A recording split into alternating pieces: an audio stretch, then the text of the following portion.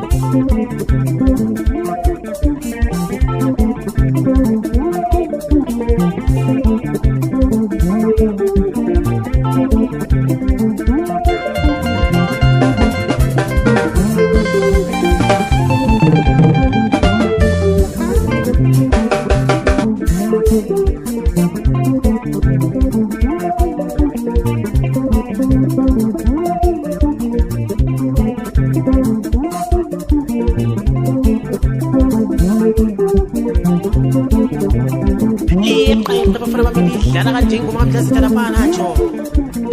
Aku jam lo lampa.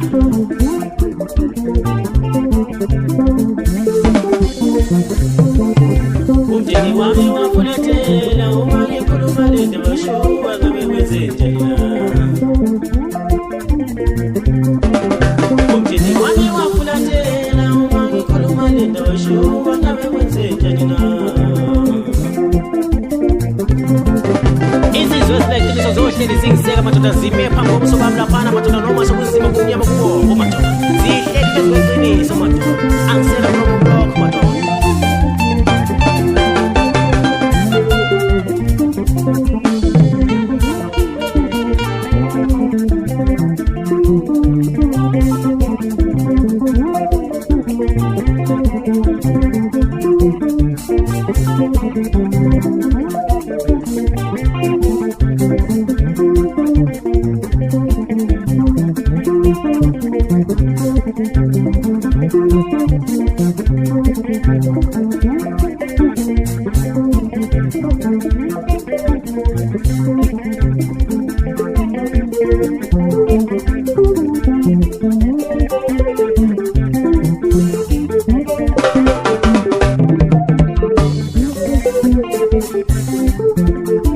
Iyo kali ngumisenze nje madoda ishona yakhona le phansi khona leli phana madoda laphenza lo khona madoda isiyefika lebuzo zonke indebe silezondo madoda. Ngifuna namhlanje ngoma lesiyefinyelela lapho madoda kulesandla ngoba enjoy into embi ngabantwana madoda. Abantwana bayahlupheka madoda ekhona mangi sibabhekile. Uthola umfana emuhle lentombazane inhle madoda kodwa ingenayo ingane madoda ingashadile. Ngabe kwangelo yini okubatala?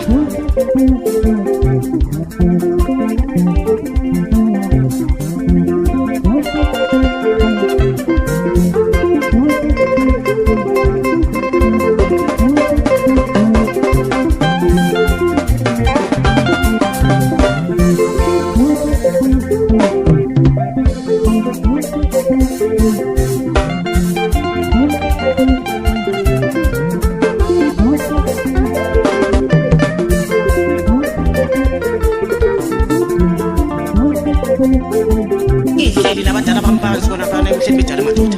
Yilokho ngibabuza ngamunye uphila phana okhingiswela obaba usiphandla laphana.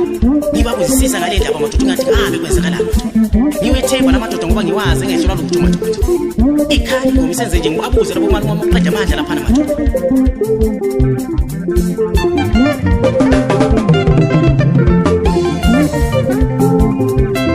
Wema madoda sejeni ageja tena nasi.